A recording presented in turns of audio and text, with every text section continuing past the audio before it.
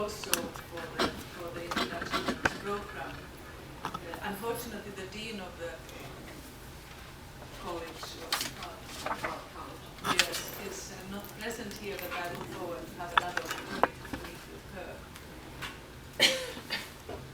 I'm really happy to be back here because I'm a hockey. I have a lot of hockey stuff, and I will have much more after tomorrow and Saturday game.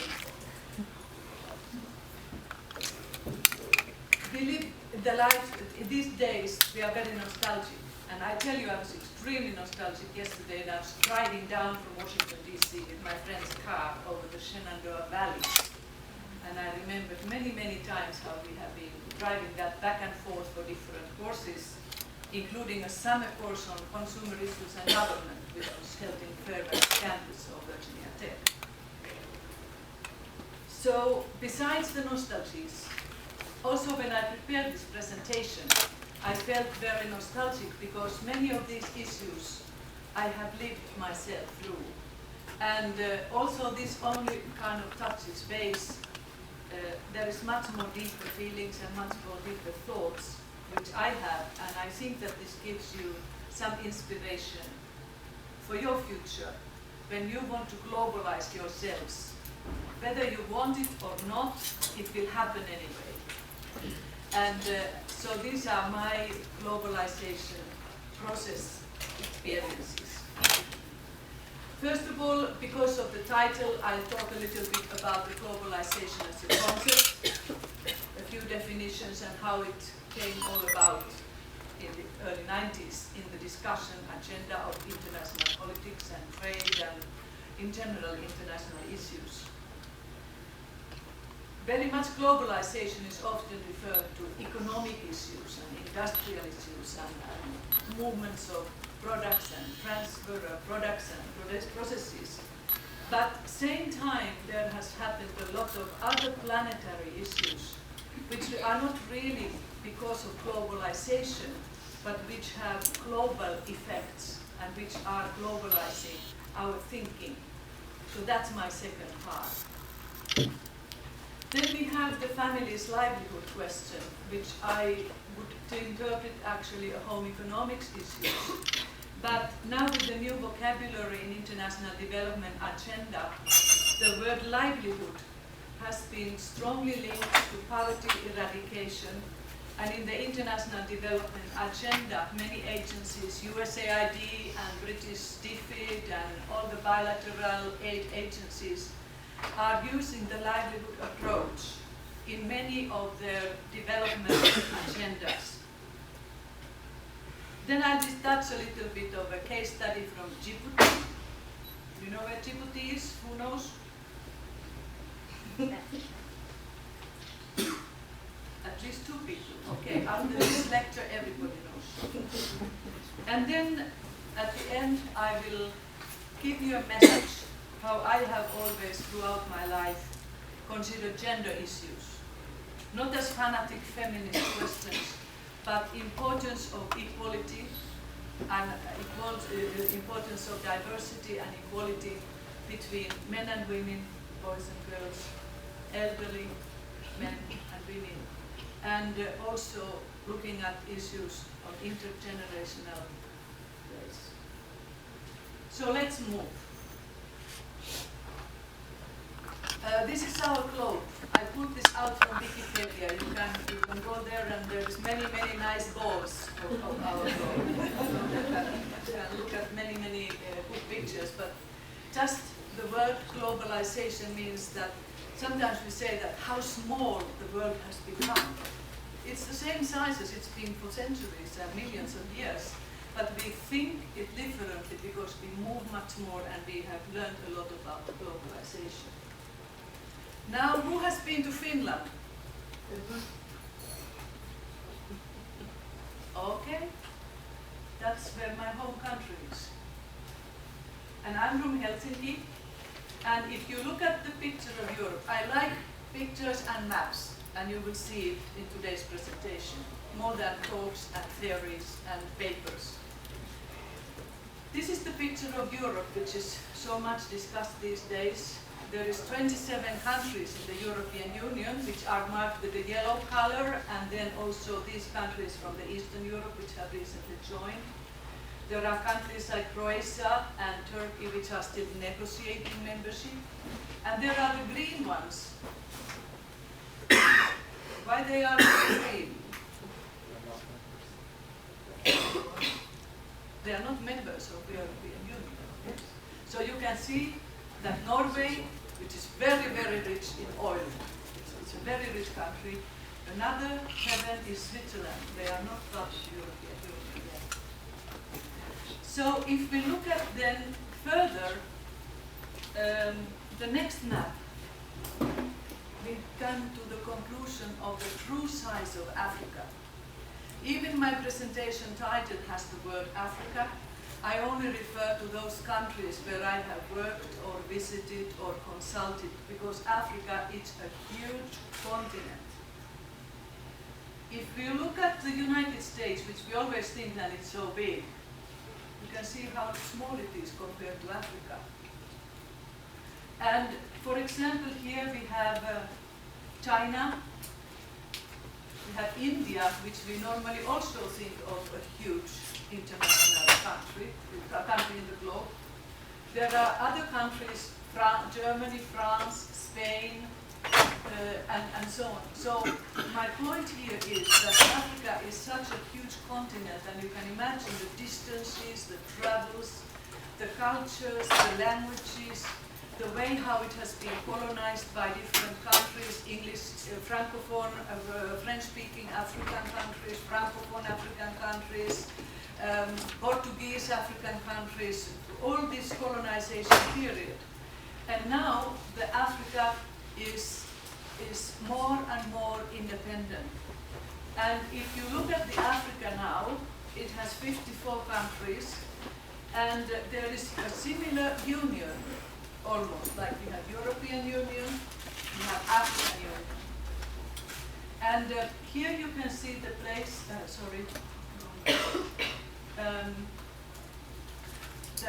the names of all the African countries.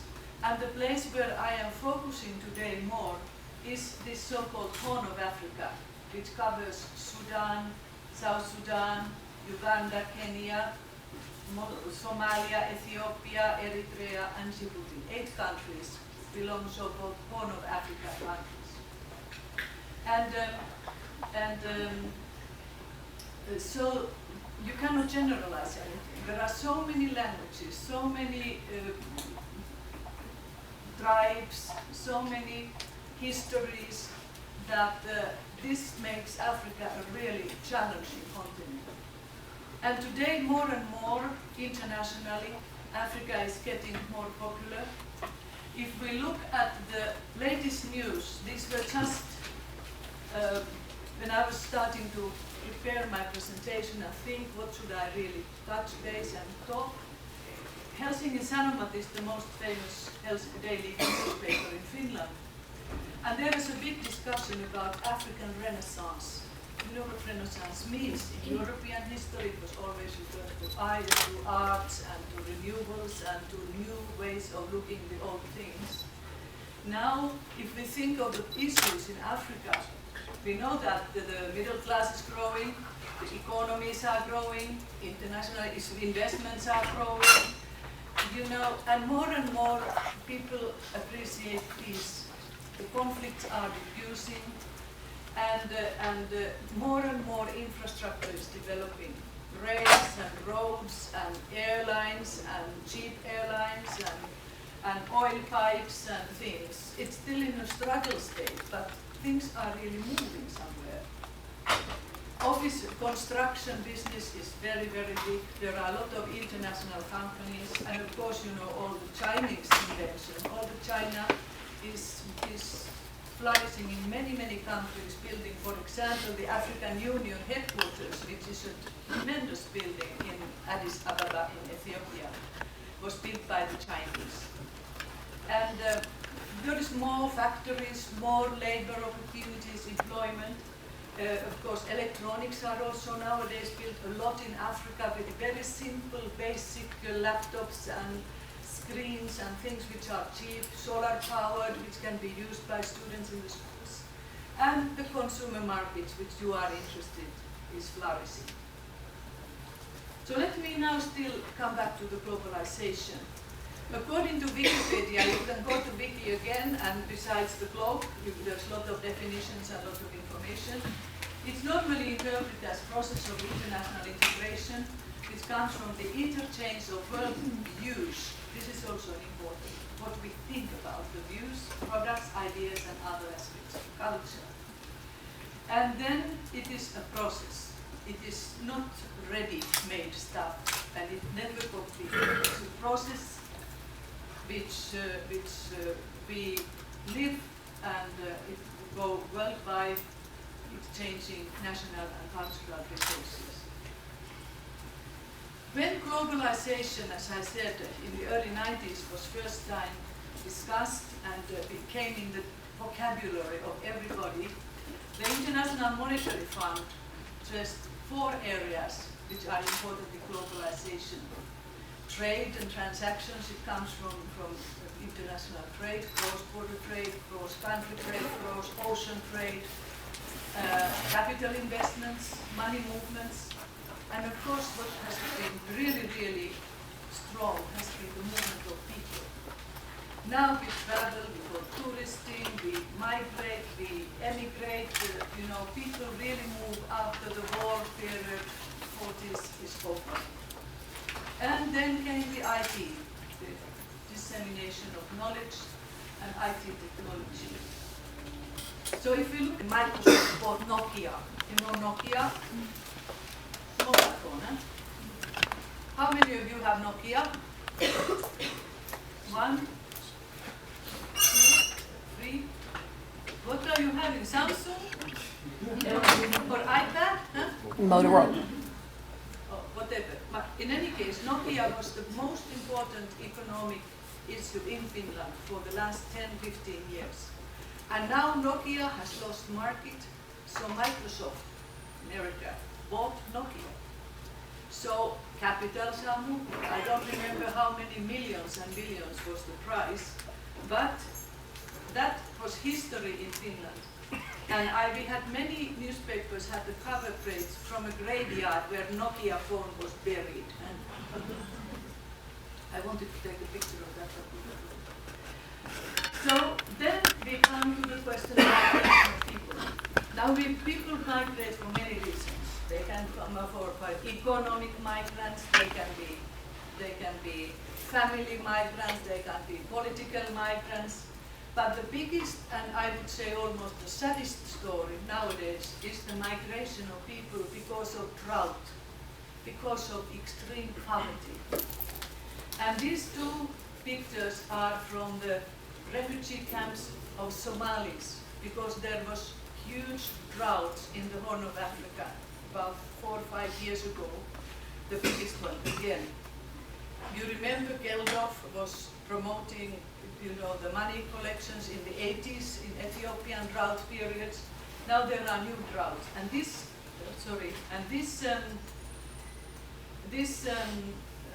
picture here is from the Dadaab camp in Kenya, where they have almost 500,000 people, 490,000 people on temporary camps. So all of you who are doing housing, think about it. Because the basic elements of livelihood should be food, water, and shelter. And what do these people have? What will be their future? What is the future of their kids? And here is, for example, just a Dadaab camp school. How to go about it in the camp situation. It's a real crisis in many parts of the world. Now we have all the Syrian refugees. How many millions are there in Turkey and in Jordan and in other countries in the Near East? But they are because of the war and because of the power fight. But these people here, they are not war refugees. They are because of drought and extreme poverty. Their animals have died, their homes have gone, they have nothing to live from. Then trade and transport. Ports, rails and roads are flourishing and business is going, you know, like Djibouti is a port, basically a container port, because Ethiopia has no access to port, to seas, so most of the goods come and go through Djibouti. And then we have the Global Express, you know, this is in Helsinki, DHL goes around the world and FedEx goes around the world and many other companies go around the world. So this gives us a thinking of what is trade and transport globally. Now, Coca-Cola is a miracle. You know more about Coca-Cola than me, but even if you go to the deepest tropical bush in Uganda, or Tanzania, or Rwanda, or Kenya, and you have a village meeting, everybody has Coca-Cola. And it's a safe drink, it's refreshing, but it's amazing how it has penetrated in the whole world, in all parts of the world. Now, what is the mechanism? We should use the same way of bringing messages and innovations around the world. If sociologists and behavioral scientists could analyze why Coca-Cola is so popular. I don't know. Another thing is, when I drove yesterday from Washington, every junction had McDonald's. Now this Mac is from Finland, and I tell you why. Because you know the Mac arch is done by Eliel Saarinen, who was a Finnish architect. And the big original Mac is somewhere in the Missouri, you know, somewhere there in the world, reaching to the sky. So you have many Finnish connections, Nokia, McDonald's, and so on. Another globalization question, this was taken last month. My friend was in Congo, in the Democratic Republic of Congo in Kinshasa, and she said, but you are going to talk about multinationalism. I'll send you a picture of Nespresso. So here is Nespresso in Kinshasa. And so I went to the Finnish equipment shop, and there was Nespresso in Helsinki. And you know, it comes from the Nestle, the multinational company producing coffee and cheese and many other products. So this is how they are also going around the world. The next one is Starbucks. How did they market this all around the global consumer product? And this somehow hits me because you know where coffee comes from originally? Ethiopia. Now Starbucks is in Ethiopia, but I'm sure it doesn't use Ethiopian coffee. Or maybe it comes from some mix. But my point is that wouldn't it be much nicer to drink the traditional way? This is still very prevalent both in Ethiopia and Eritrea, and it has its own coffee ceremonies, and it is wonderful, but there is also Starbucks and many other companies. So technology and services are moving. Here is a couple of more pictures about coffee bar. These which you don't have any names, most of them I have taken them, but I did put my name everywhere. But as I told Julia, you can use these pictures if you want, but only those ones which are my taken, because sometimes those copyright pictures are really very difficult. This is how coffee is served in Barentu, in Eastern Eritrean coffee bar in the market. Everybody, and this is when you have had your lunch, and then you have ordered served as a coffee. So this was some of the reflections of globalization. Now at the same time there are other issues which have become globalized and globally, how should I say, people are aware of them. We have a lot of problems now and issues of climate change.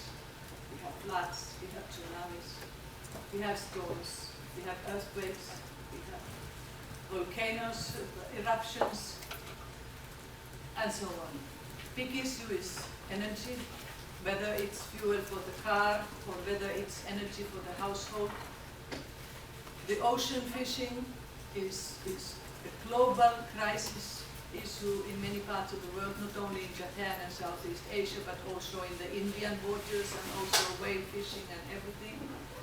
And we have a lot of problems of losing the forests, because we should not only harvest the forest, we should also replant it, because otherwise it will not grow, and the next generation doesn't have the natural resources.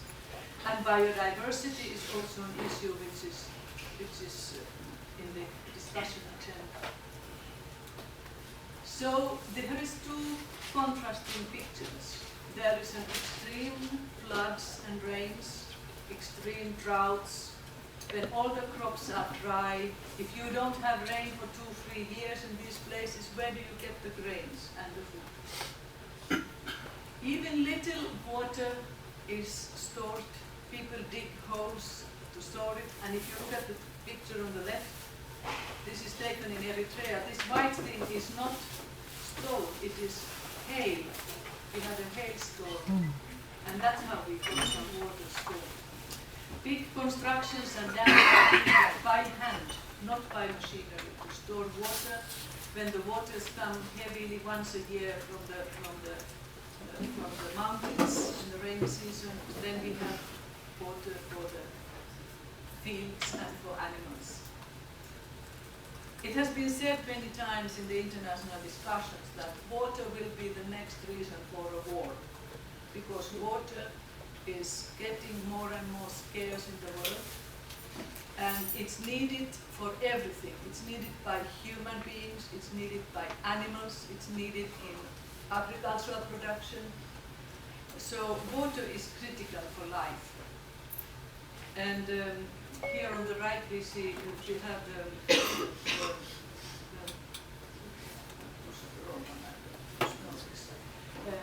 the water point where people are collecting water with containers. And then I wanted to say that when we get new technology, it's often taken over by men. Women normally have to collect the water and children, but when you get a cart or you have a donkey carry, then it comes to the domain, the male domain. Here is an innovation which was done developed actually during the big drought and big problems in Western Sudan in Darfur crisis time.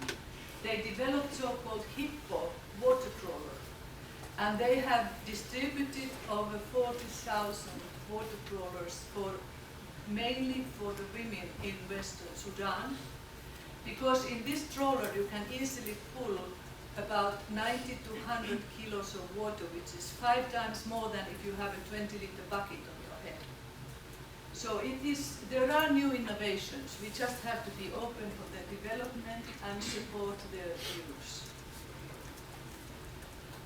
Renewable energy, to use the wind power, many wind farms are being constructed, and many solar panel and solar energy stations are already, for example, in Morocco, in northern Sahara, and there are many, many new innovations.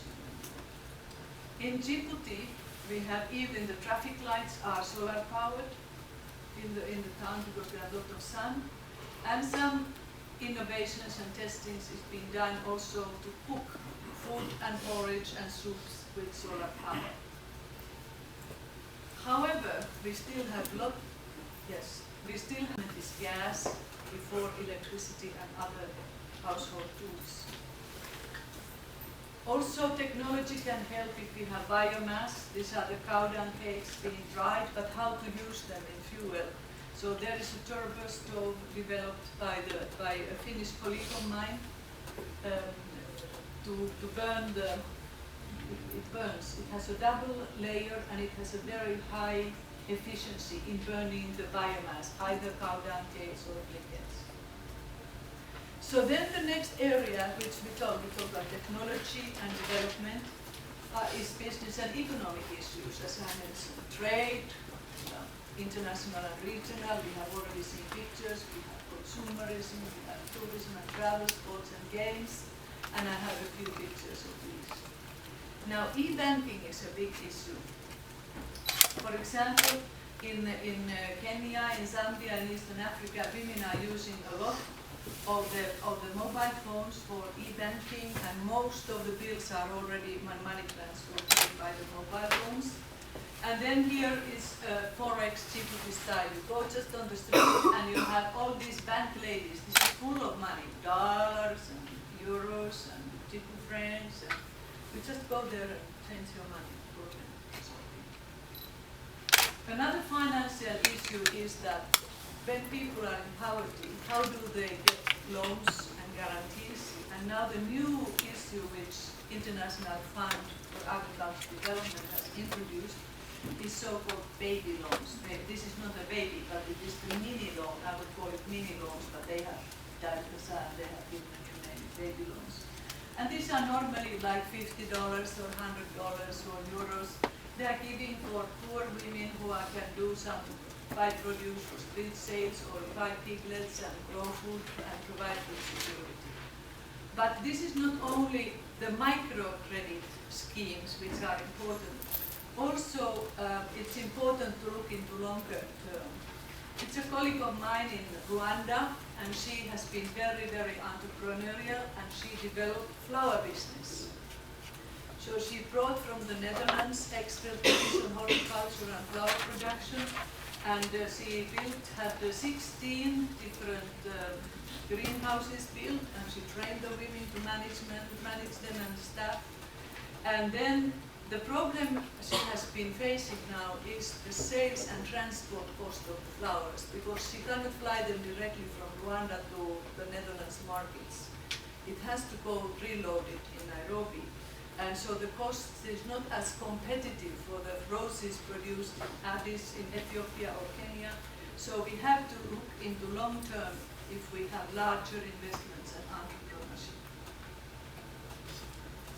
And as somebody mentioned, there is a lot of goods from China, a lot of luxury goods which younger generation increasingly wishes to have at home.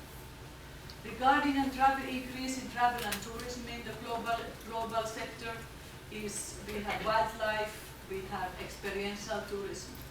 Sports are more and more popular, not only football, but other sports for both boys and girls.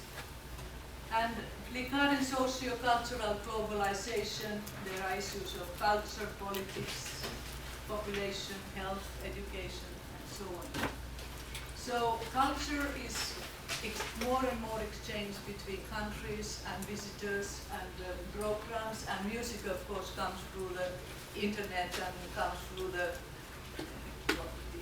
all these kind of tools.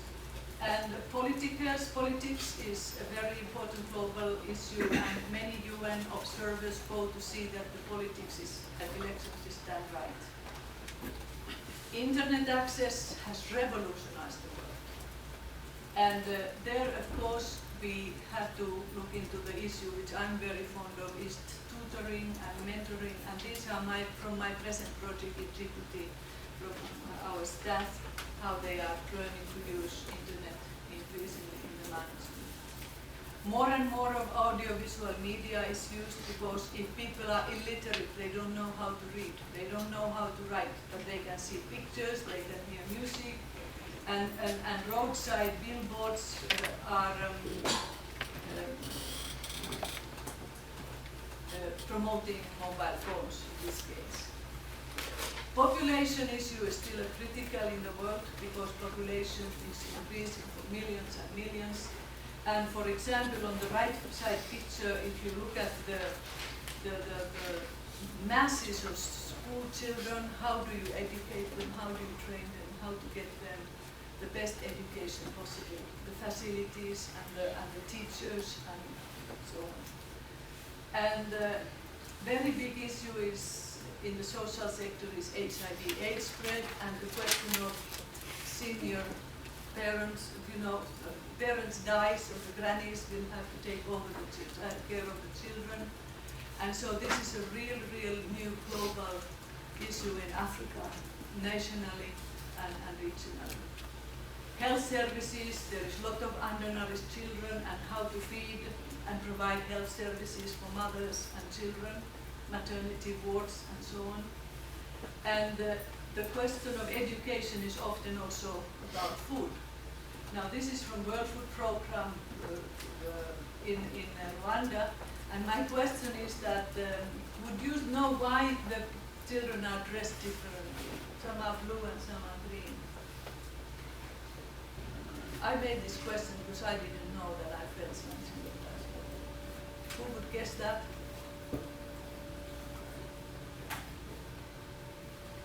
Let's think about the gender issue. The blue are girls and the green are boys.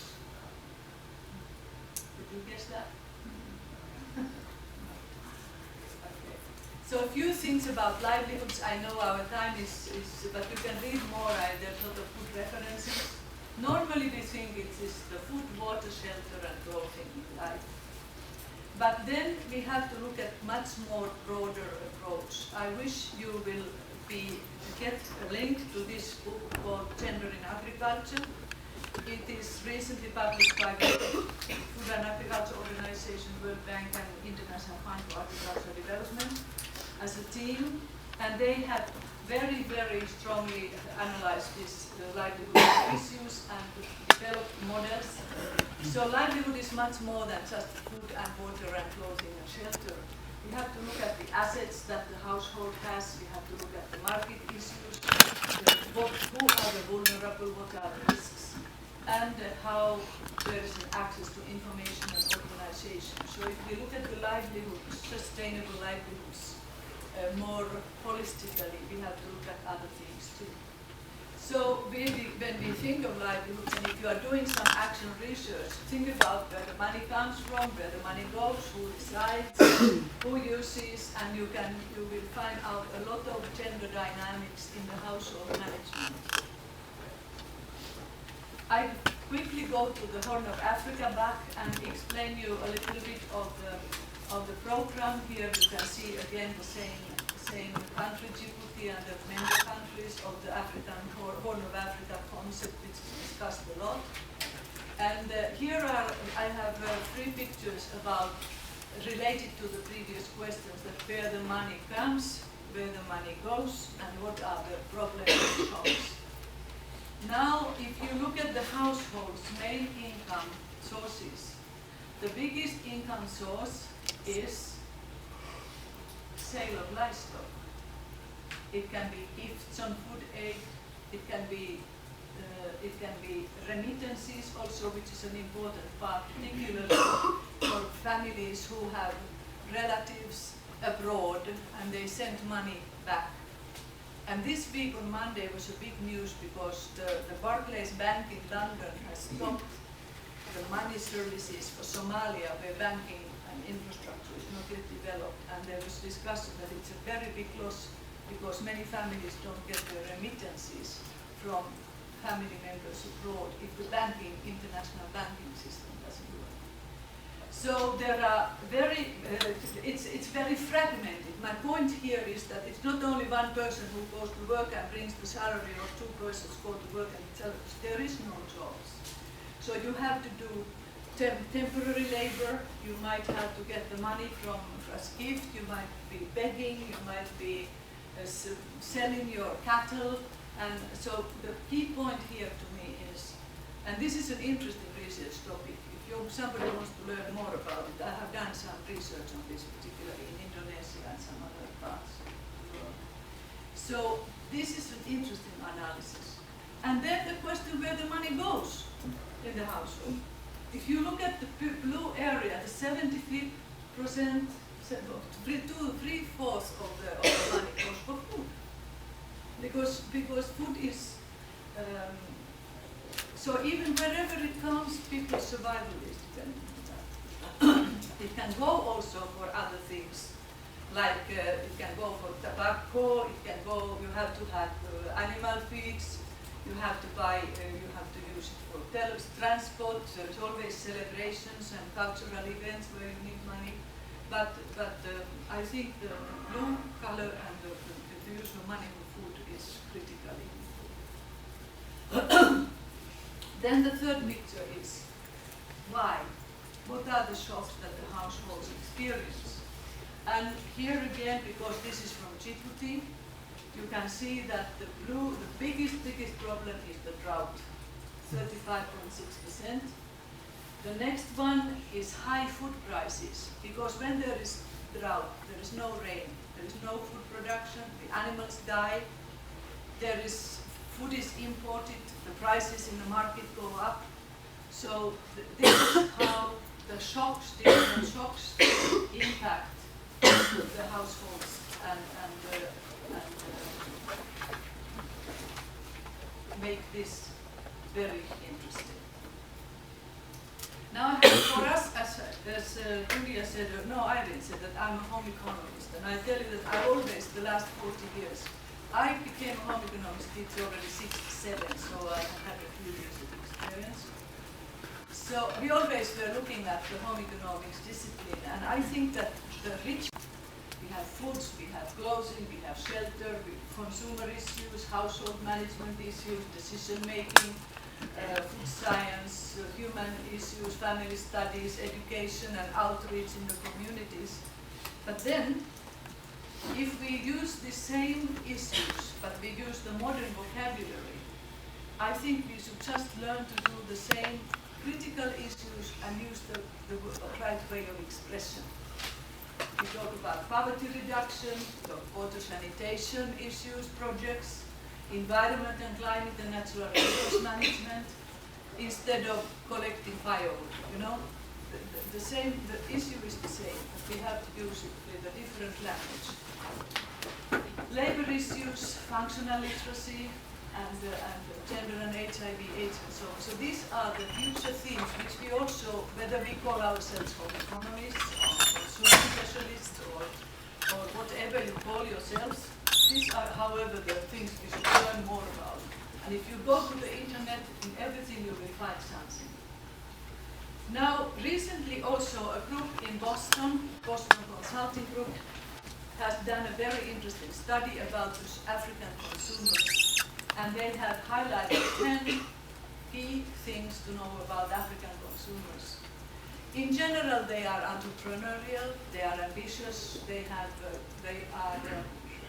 want international stuff, international brands, they want to take care of one another, care of one family. The whole trend is that they are willing to pay for quality. We should never underestimate the market potential of African consumers. And as I mentioned earlier, there is a lot of interest of investing in Africa nowadays. You can go to the Boston Consulting Group, and they have a very interesting series. You can get it from the department. The things, and I have at the end, very last slide. So then my personal underlining interest always has been this gender mainstreaming and mentoring.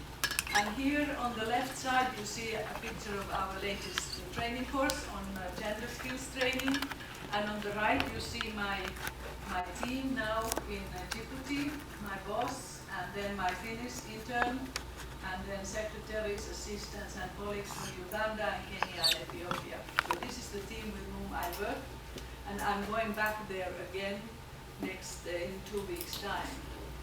And then I want to give acknowledgements to those persons who have given me some pictures, some good advice, and then all these major references you can ask me from the department, if you want to do.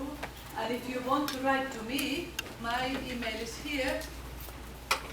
And now you will learn also first time Finnish. If you have never learned Finnish, kiitos paljon. It means thank you very much.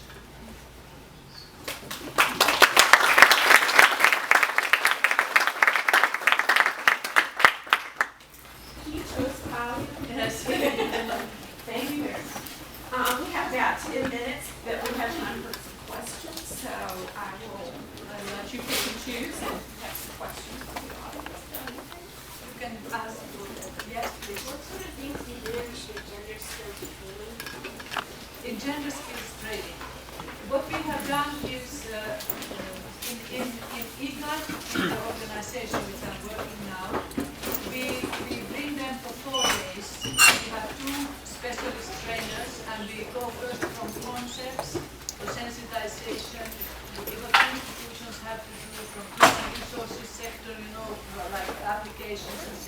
and gender staffing issues. And then in technical units we discussed gender in agriculture. For example, as I mentioned, with gender in agriculture, it has 70, it includes gender and land, gender and forest, gender and agriculture, gender and financing. There are many issues. So the person, when you do skills training, that means that they have to know in their own project documents how to include gender in the documentation, how to monitor gender presence, and how to evaluate gender issues. We can talk about that more if you are interested in that. Yes? In the time that you've worked in Africa, where have you seen the greatest amount of change? What kinds of things have you seen change most rapidly in the time Okay, you've worked in it's probably difficult. So let me give you an example of this Sudanese case. I was there in the 80s, 5 years. We were developing an agricultural college curriculum, and our purpose was that there is the increased girls' opportunity to become agricultural extension workers, technicians. We had only 10% students were girls. We had 300 students and 10% girls, so that means about 30 girls only. So we discussed this, what shall we do? Why you don't have any girls? Because all the political people in the National Council of Higher Education, we have non-discrimination of women and no discrimination of girls. So we did a study. And when they had expanded the college 10 years ago, they never built a dormitory for the girls, they only built it for the boys. So this was the reason why there were no more girls. So what happened? We negotiated with USAID, and we built a dormitory for 100 girls, and they still call it Dr. Elena's dormitory. Okay. That's at least the kind of a thing that sometimes it's very simple things that we need to do. You just make a gender statistics, and when the women's row is 0, you know that there is no girls in the school. Now I visited the same college 20 years ago. 2 years ago I visited the same college in Khartoum. They have 2,700 students, and 70% of them are girls. They had almost 2,000 women in the college. So I was very happy that there is sustainability. If you ever talk about sustainability, this is just an example. My first chance. Yes. What inspired you to work in Africa? You go once to Africa, you lose your heart, and you are always there. I have lost my heart. I've been also in Asia doing work, but it's something, people are so wonderful. Yes. I'm curious, you made a comment that had gone to 70% women in college. Where are the men? What are they doing? Now, Yeah. Now, there are still, but a lot of the boys, you know, the young men, they go to private sector businesses. They don't need the college degree anymore. But for women, it's an opening for new employment opportunities, you know, in industry, in commerce, in trade. And you know, like for example, in Northern Sudan, they have 20 universities. People don't know about the countries very much. There is a perception, and so they are seeking opportunities for employment, more on private business, entrepreneurs, or academia, or so on. But men are very much they are also, a lot of them go to the Gulf states to work. You know, so that also a lot of the women, after they graduate from the school, they get good jobs in the Gulf states. That pay well. Yes, they pay there.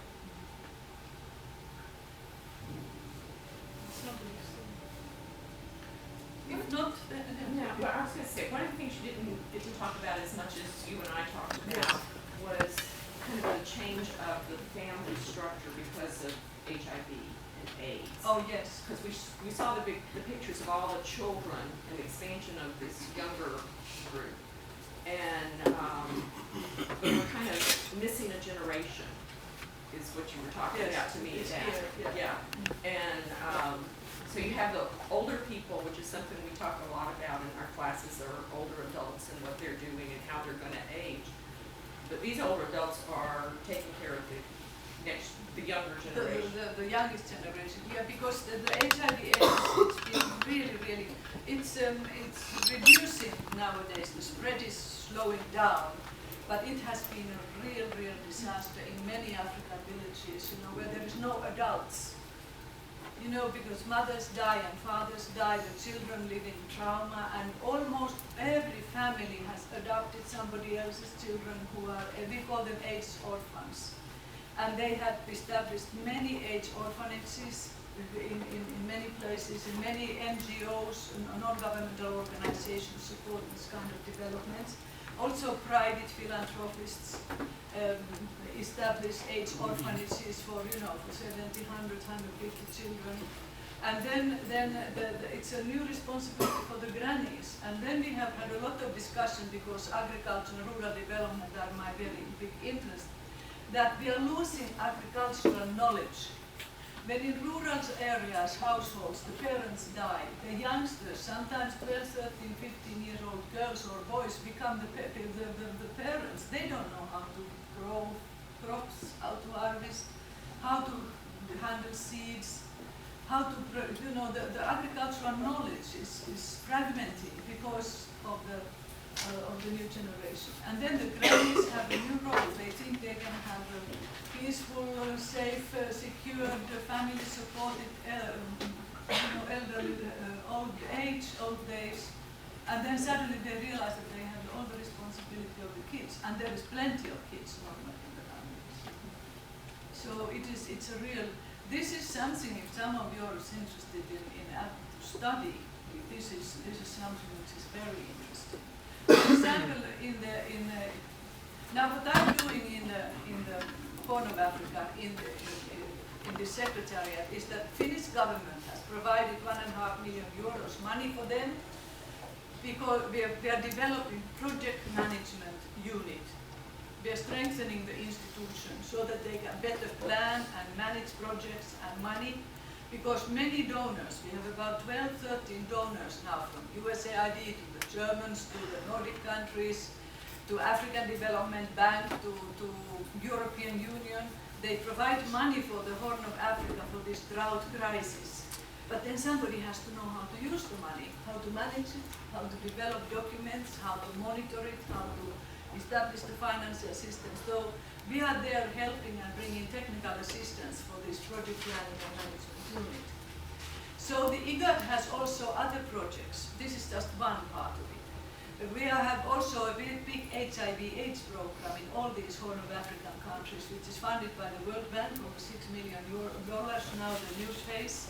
And they are doing a lot of work among populations, like it's in French Somaliland. Yes? My question has to do with the impact of globalization on indigenous knowledge systems. You gave a good example of coffee.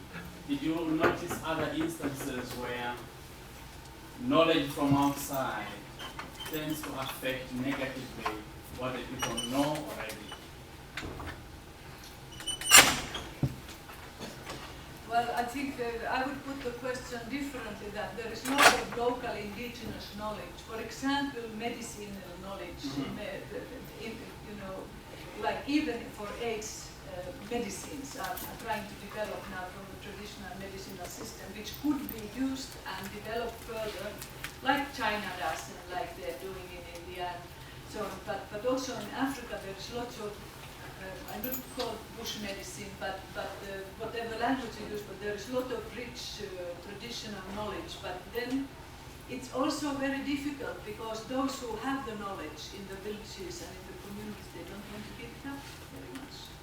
So it's difficult for international medical companies or somebody to capture it. So, but for example, indigenous skills is also culture and dancing, and a lot of the cultural, African culture is now brought to France and brought together globally, and it's in the internet, and I think it's fascinating. It should be nurtured. I don't know, this is not an answer for your question, but It does. Thank you. Okay, are there any more questions, one last question? But do write my name down, if you need, send me a hotmail. Okay, Hokey girl. This is just a little something to thank you. You have to kind of dig down in a couple, because there are two things in there.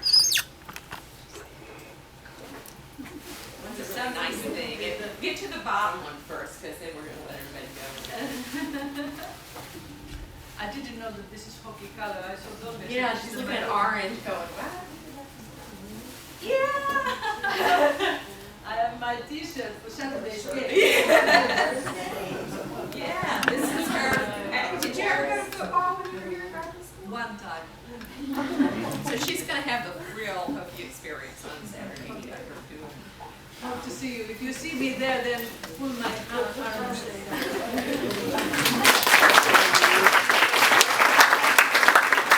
Faculty and graduates that might be interested, we're doing a brown bag bar and our, I'm not doing that again.